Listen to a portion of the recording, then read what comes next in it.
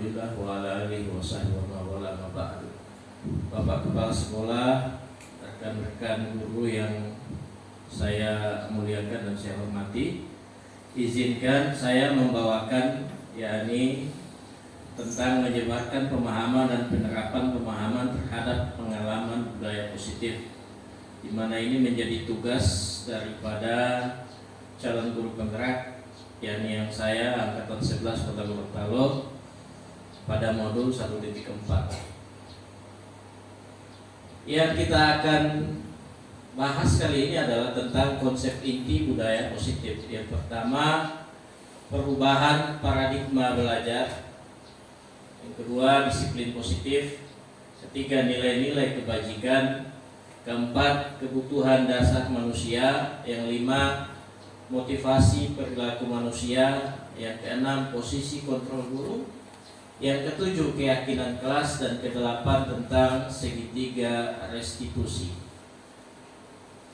Kita masuk kepada pembelajaran dengan paradigma baru, yakni kalau kita bayangkan kegiatan pembelajaran kita sebelumnya dengan paradigma yang mungkin konvensional, yang mungkin tradisional.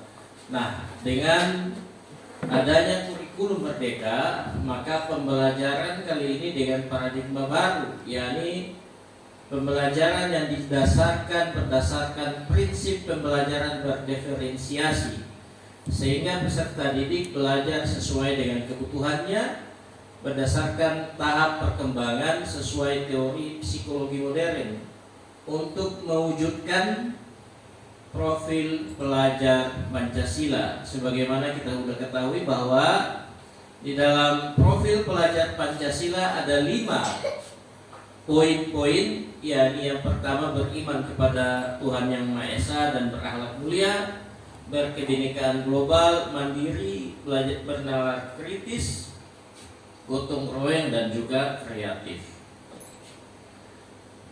Kali ini juga kita akan belajar tentang miskonsepsi tentang teori kontrol, yakni seorang guru yang dulunya kita kadang-kadang bikin siswa itu merasa bersalah, sehingga kita memaksakan kedewasaan bertindak kepada anak. Padahal seorang guru itu ada 5 posisi kontrolnya. Nah, tapi kita belum masuk kepada hal itu. Jadi kita mengubah dulu paradigma stimulus respon ke pendekatan teori kontrol, di mana stimulus respon ini berdasarkan realita atau kebutuhan kita sama, sehingga teori kontrolnya akan membuat kita berbeda. Semua orang melihat yang sama, tetapi teori kontrolnya semua orang memiliki gambaran yang berbeda. Satu fokus yang kita lihat, tetapi di kepala masing-masing punya gambaran yang berbeda. Yang berikut, perilaku buruk dilihat sebagai satu kesalahan. Tetapi kalau di teori kontrol, semua perilaku yang dimunculkan oleh siswa itu punya tujuan yang berbeda-beda dan punya tujuan tertentu. Sehingga kalau di stimulus respon orang lain bisa mengontrol saya, kalau di paradigma yang baru ini hanya kita sendiri yang mampu mengontrol diri kita. Demikian pada siswa, hanya siswa itu sendiri yang mampu mengontrol dirinya. Pada stimulus respon saya bisa mengontrol orang lain, tetapi pada kenyataannya di paradigma pembelajaran yang baru, kita tidak bisa mengontrol orang lain. Yang berikut, pemaksaan pada saat rujukan gagal.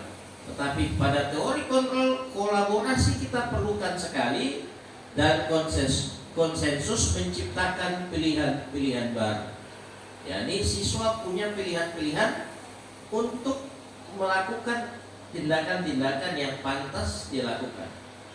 Nah, pada stimulus respon pada paradigma yang lama, model berpikirnya menang kalah. Tetapi kalau paradigma yang baru berdasarkan kurikulum merdeka, model berpikir menang. Pada nilai-nilai kebajikan, nilai yang disepakati bersama lepas dari suku, bangsa, agama, bahasa maupun latar belakangnya, Ya, ini contoh nilai kebajikan institusi atau organisasi. Jadi nilai kebajikan secara universal, bukan nilai kebajikan yang terikat pada agama. Ada nilai kebajikan yang terikat pada agama, kan biasanya kita diwajibkan bayar zakat dan lain sebagainya. Tetapi ini ada nilai-nilai kebajikan yang secara universal, di mana ada 3 bentuk nilai kebajikan pada profil pelajar Pancasila, di mana dikatakan bahwa beriman, bertakwa dan seterusnya. Pada ID Primary Years Program, di mana di situ ada toleransi, rasa hormat, mandiri, integritas dan sebagainya. Dan nilai keterampilan hidup yang dapat dipercaya, lurus hati. Ini adalah nilai-nilai kebajikan yang bisa teman-teman lihat pada layar di LCD. Nah, kita masuk kepada kebutuhan dasar manusia. Jadi manusia punya kebutuhan dasar, adalah sesuatu yang kita lakukan untuk mendapatkan apa yang kita inginkan. Seluruh tindakan kita yang kita lakukan memiliki tujuan tertentu, dan semua usaha yang terbaik yang kita lakukan adalah dalam rangka agar kebutuhan dasar kita terpenuhi dengan baik. Maka ada 5 kebutuhan dasar manusia. Kita fokuskan lagi kepada siswa. Ada 5 kebutuhan dasar siswa, di mana ini akan tergambar dan terpancar pada perilaku siswa itu sendiri. Yang pertama, bertahan hidup, berupa makanan, pakaian, tempat tinggal, keamanan, kesehatan. Sehingganya kadang-kadang kita melihat ada siswa yang berkelahi dengan alasan dia diganggu oleh temannya, sehingga kadang-kadang guru menyalahkan salah satunya. Tetapi kita tidak melihat tujuan daripada kenapa dia berkelahi. Sehingga pada kebutuhan itu ada kebutuhan bertahan hidup. Dia mempertahankan dirinya sehingga dia mampu melukai atau bikin orang lain tersakiti. Demikian juga kebutuhan kasih sayang, ya, rasa diterima, dipedulikan, berbagi, kerjasama, menjadi bagian dalam kelompok. Berikut kebebasan atau kebutuhan kebebasan, mandiri, memiliki pilihan, mencoba hal baru, mampu mengendalikan arah dirinya. Dan kebutuhan berikut adalah penguasaan, yakni harga diri, keinginan untuk dianggap, memimpin, berprestasi, diakui dan didengar. Dan kebutuhan tentang kesenangan, bermain, humor, antusiasme dan tertawa. Di mana selalu kita melihat anak-anak SD yang kita ajari, mereka selalu bermain, ingin tertawa dan lain sebagainya. Itu merupakan kebutuhan hidup mereka. Nah, motivasi perilaku manusia atau setiap individu, yang kita fokus kepada anak SD, mereka punya motivasi perilaku. Di mana kalau kita memberikan sesuatu kepada siswa, kita melihat ini motivasinya kemana. Di sini ada motivasi untuk menghindari ketidaknyamanan atau hukuman, dan untuk mendapatkan imbalan atau penghargaan dari orang lain. Ini disebut dengan motivasi ekstrinsik, yakni motivasi yang muncul dari luar, daripada siswa itu sendiri. Dan ada motivasi intrinsik, motivasi yang menjadikan ia inginkan menghargai diri sendiri dengan nilai-nilai yang mereka percaya, yakni motivasi yang muncul dari kehendak pribadinya. Dan apa yang kita pilihkan di sini, yakni kita pilihkan motivasi atau kita usahakan siswa itu punya motivasi intrinsik.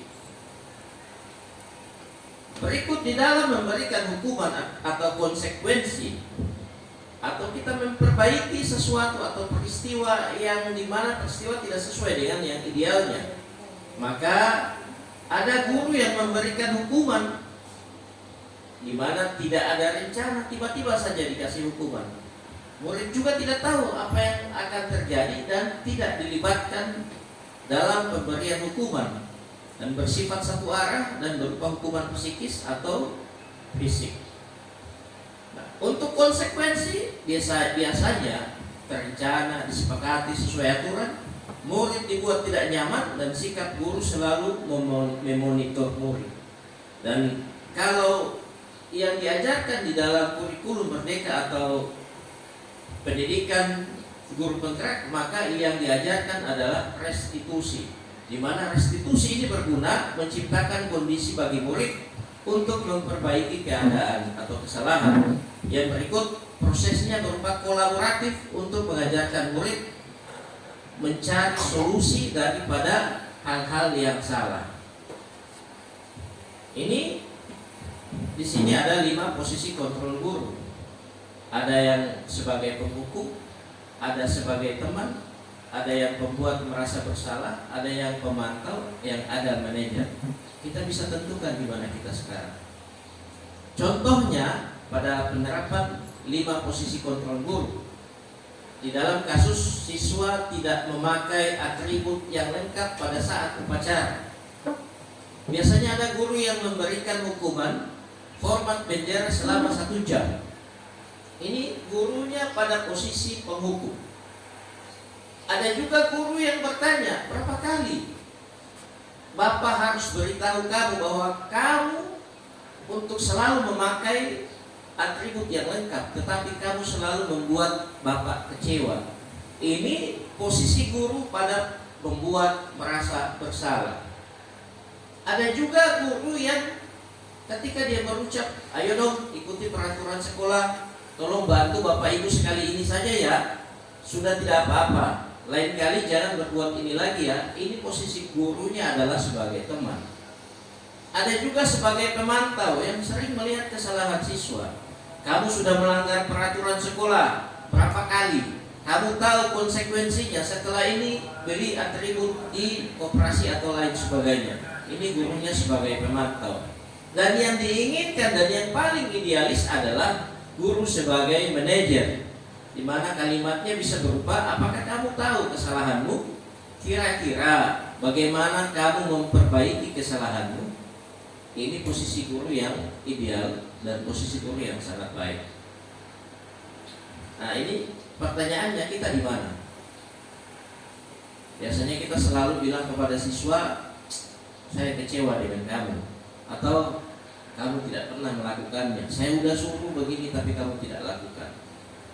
Ada yang tanya, apa rencanamu untuk menyelesaikan hal ini? Atau sebagai teman, ayolah demi Bapak Ibu ya. Ada juga yang membuat tidak ada konsekuensi tertentu yang bikin siswa itu merasa tidak nyaman. Kamu tidak akan pernah mendapatkan nilai jika tidak mengerjakan tugas. Di mana kita? Ya, ini kita terus berusaha untuk menjadi posisi manajer. Kita masuk pada keyakinan kelas atau keyakinan sekolah. Apa itu keyakinan kelas? Kenapa bukan peraturan kelas? Karena keyakinan itu sifatnya abstrak dan universal, dibuat dalam pernyataan positif. Sedikit saja, yang penting bisa siswa ingat dan sesuai dengan kondisi kelas atau sekolah sehingga mudah diterapkan. Dan semua warga sekolah atau kelas dilibatkan dalam membuat keyakinan kelas. Salah satu contoh keyakinan kelas itu, kita tidak memakai kata jangan. Biasanya kan jangan ribut di kelas, itu nilainya negatif. Tetapi dengan keyakinan kelas, kita memakai nilai-nilai positif. Dan kita masuk pada segitiga restitusi, yakni apa itu segitiga restitusi? Proses dialog yang dijalankan guru atau orang tua sehingga dapat menghasilkan murid yang mandiri dan bertanggung jawab. Ini model segitiga restitusi. Jadi saya dapatkan di instruktur, ada yang mengatakan bahwa segitiga restitusi itu tidak harus dimulai dari lantai yang pertama, kedua, tiga, tetapi disesuaikan dengan kondisi. Di mana di segitiga restitusi ini ada validasi tindakan yang salah, menanyakan keyakinan dan menstabilkan identitas. Tetapi kalau kita melihat langkahnya, kita awali dengan menstabilkan identitas. Kemudian kita validasi tindakan yang salah, kemudian menanyakan keyakinan. Untuk menstabilkan identitas, berdasarkan prinsip membuat kesalahan adalah bagian dari proses pembelajaran, sehingga ini siswa pahami. Bagaimana? Kita ucapkan salah itu bisa saja, salah itu wajar, Tidak ada manusia yang sempurna. Agak canggung juga kalau kita bilang bapak ibu juga pernah melakukan kesalahan itu, tetapi inilah yang kita pelajari. Atau kita bisa ucapkan, bapak ibu tidak ingin mencari siapa yang salah, tetapi mari kita sama cari solusi terhadap masalah ini. Atau ada anak-anak yang mungkin kelihatan tidak sesuai atau tidak sesuai dengan keyakinan kelas kita, maka kita tanyakan atau kita bilang, kamu berhak merasa seperti itu, tetapi ada keyakinan kelas yang harus kita ikuti. Nah, setelah itu kita validasi tindakan yang salah. Bagaimana? Bisa kita ucapkan, kamu pasti punya alasan mengapa melakukan hal itu. Jadi dengan siswa kita bisa ucapkan hal itu ketika ada siswa yang tidak sesuai dengan keyakinan kelas. Ada juga, padahal kamu bisa melakukan yang lebih buruk dari ini ya. Kamu patut bangga karena telah melindungi sesuatu yang penting bagi kamu, dan seterusnya. Dan terakhir, menanyakan keyakinan. Ya, kita kan udah buat keyakinan kelasnya kita. Bagaimana keyakinan kelas yang bersifat sederhana, universal, dan kita anggap mampu dijalankan oleh seluruh daripada warga kelas. Sehingga kita tanyakan, apa keyakinan kelas kita? Dan anak-anak akan kembali kepada ingatannya, oh ya, keyakinan kelas kita seperti ini. Bukan aturan, tetapi keyakinan. Karena ini sesuai dengan kesepakatan bersama. Dan nilai apa yang telah disepakati bersama? Seperti apa gambaran sebuah kelas yang ideal menurut kamu? Atau kita pakai bahasa sehari-hari, kira-kira bagaimana menurut kamu yang baik yang kita akan lakukan bersama? Atau kamu ingin jadi orang bagaimana? Ingin jadi orang seperti apa? Dan penutup, bahwa penerapan program disiplin positif hendaknya guru memiliki standar kepribadian profesional dan sosial yang baik, di mana guru mampu merefleksi dirinya dalam posisi kontrol saat ini, bagaimana perjalanan dirinya sebagai among atau manajer yang menuntun murid-muridnya menjadi insan yang mandiri, merdeka, dan bertanggung jawab, sebagaimana tujuan standar nasional pendidikan. Demikian, mudah-mudahan hal ini bermanfaat. Mohon maaf apabila ada penyampaian yang salah. Untuk sesi pertanyaan atau lainnya bisa ditanyakan secara pribadi atau melalui WhatsApp. Assalamualaikum warahmatullahi wabarakatuh. Waalaikumsalam warahmatullahi wabarakatuh. Terima kasih.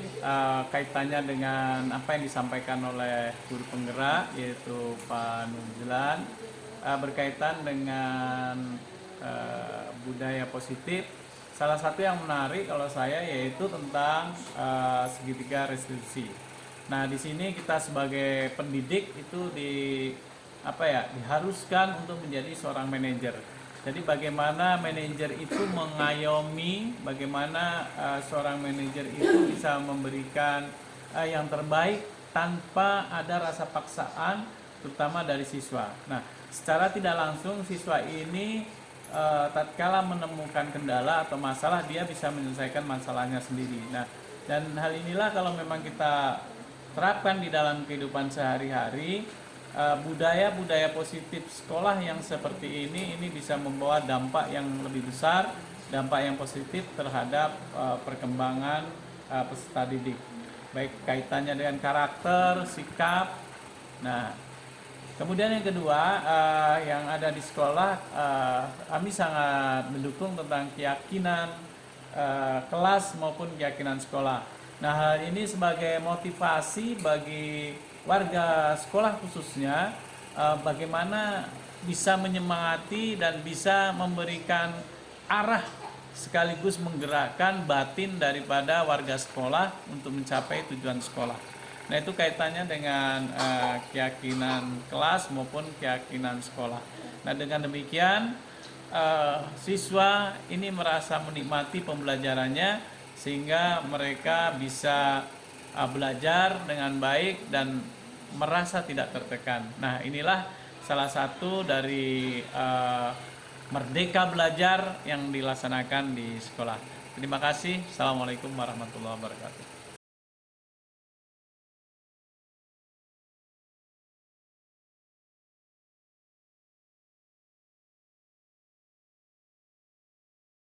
warahmatullahi wabarakatuh.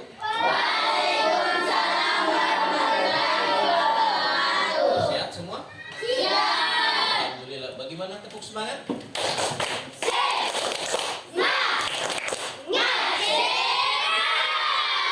Alhamdulillah kita semangat hari ini. Tidak ada yang capek-capek, tidak ada yang loyo-loyo. Nah, kali ini kegiatan kita adalah merumuskan keyakinan kelas. Ada yang tahu apa itu keyakinan kelas? Astaga, tidak ada yang tahu sama sekali. Jadi keyakinan kelas itu adalah kesepakatan bersama atau janji bersama, tapi bukan janji itu, bukan, tetapi kesepakatan bersama. Apa yang disepakati? Yakni aturan. Jadi kesepakatan kita itu tentang aturan-aturan yang berlaku di dalam kelas. Itu yang disebut dengan keyakinan kelas. Nah, sekarang coba kita pikirkan bersama. Kalian pikirkan apa yang kalian inginkan di dalam kelas. Yang jelas bukan bermain. Yang terkait dengan pembelajaran. Coba pikir sama-sama. Aku kasih waktu kalian 2 menit untuk berpikir. Bisa berpikir bahagia ke atas, bisa bahagia ke samping, bisa bahagia ke bawah, tapi jangan sampai tak tiba. Nah, oke? Aku kasih waktu kalian 2 menit untuk berpikir. Apa sih yang kalian inginkan di dalam kelas kalian? Ayo. Sudah? Belum? Berpikir dulu.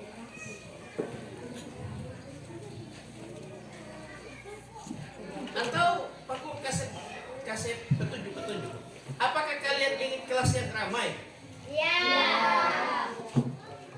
Ada yang suka ramai? Ribut? Tidak ya? Atau kalian ingin kelas yang selalu bermain? Atau kalian ingin kelas yang menyenangkan? Ingin kelas yang bersih? Yang tidak ada sampah? Yang siswa-siswanya siswa-siswanya memakai deodoran, tidak usah.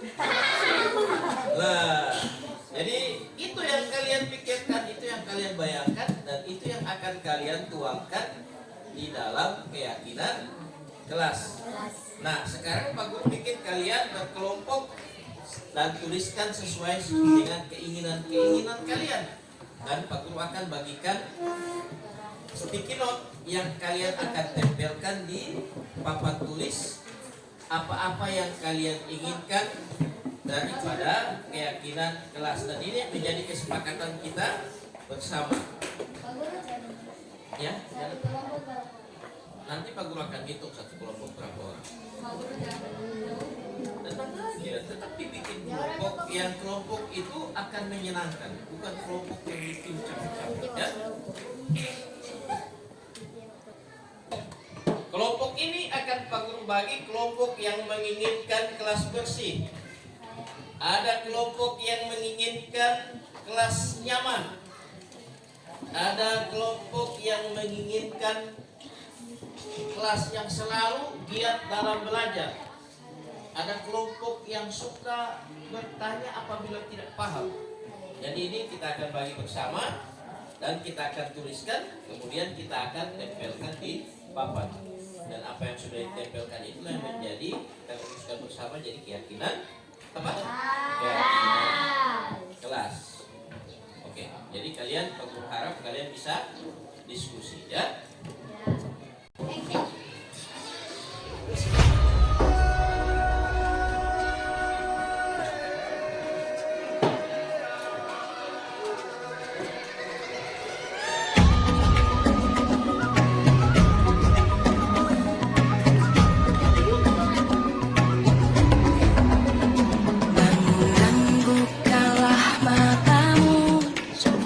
Saatnya meraih mimpi.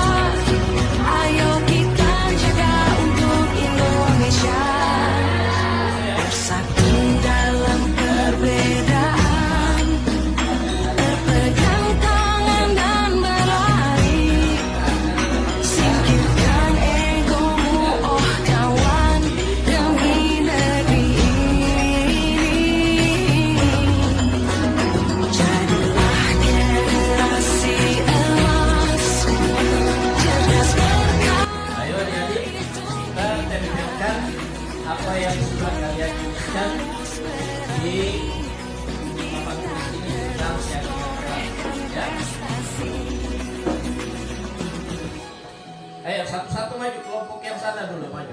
Ayo. Tempelkan di papan tulis apa yang kalian sudah tuliskan. Ayo, silakan. Tadi itu ada lem di belakangnya. Ayo. Ada lem. Ayo. Kita akan bersama.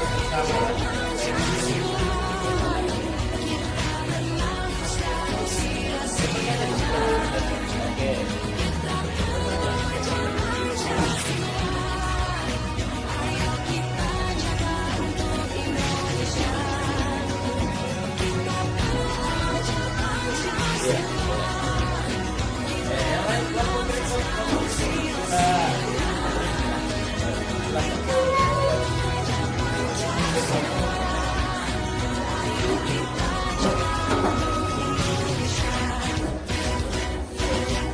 Tempel agak kasih spasi ya, oke. Supaya kita tahu kelompok-kelompok mana saja yang oke. Ditempel saja lah, bisa tempel itu. Oke. Tempel pelan-pelan, jangan terlalu ini. Tempel saja. Mana? Coba dulu lihat.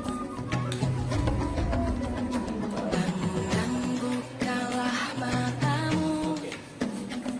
Yang lain tempel. Ayo, silakan. Bantu sini, bantu tempel saja.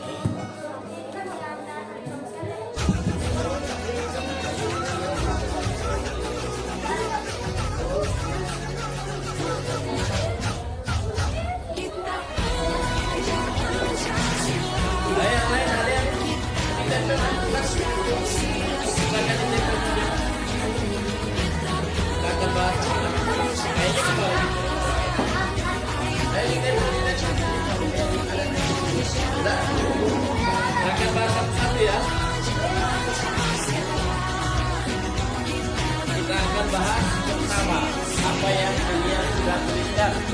Oke, ini kelompok yang satu ya, kelompok satu. Aku selalu datang tepat waktu. Kalian setuju dengan ini ya? Ini keinginan kalian, keinginan kita bersama. Maka kalian setuju? Bilang kalau setuju. Kalian setuju? Silakan. Mana-mana Pak? Kalian setuju enggak? Setuju ya? Oke. Kita setuju bahwa kita selalu datang tepat waktu. Yang berikut. Nah, ini udah sama ya, kayaknya ini sama. Ingin datang waktu yang berikut. Aku berusaha menjadi lebih baik setiap hari. Bagus. Ya. Setuju dengan itu? Setuju dengan itu? Oke, kita catat itu ya, catat ya.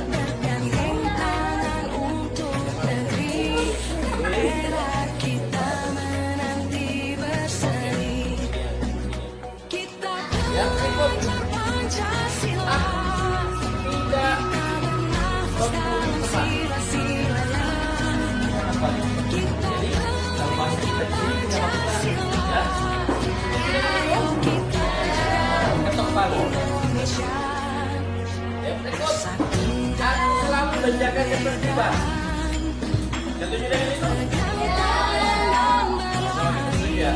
Ya, berikut. Aku bertanya jika ada yang tidak aku pahami. Setuju ya? Kita menepati keyakinan kelas yang kita buat. Yang berikut.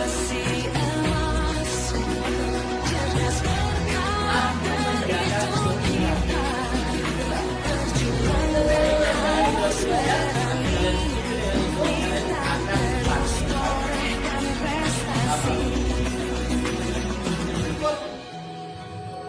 Aku suka kelas yang bersih.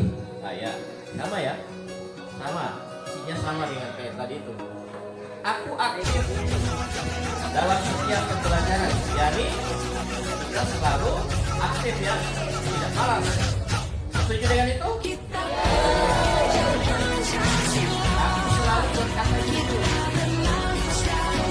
Jadi kita gitu ya.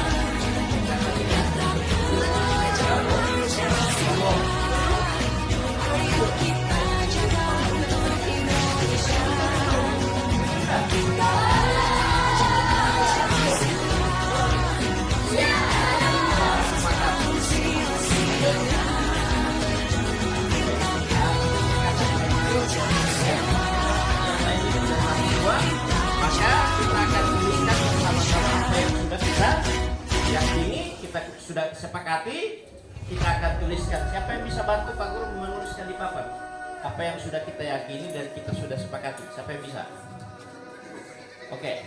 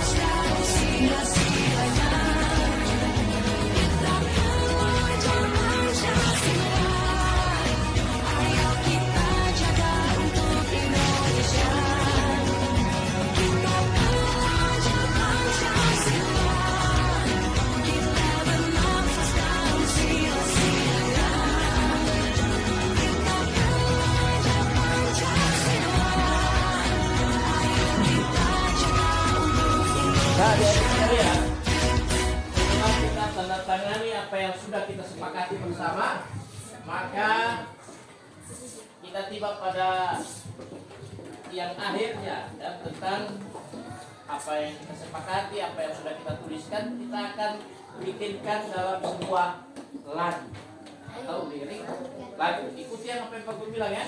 Ya. Datang tepat waktu, Datang tepat waktu, selalu sedia, selalu sedia.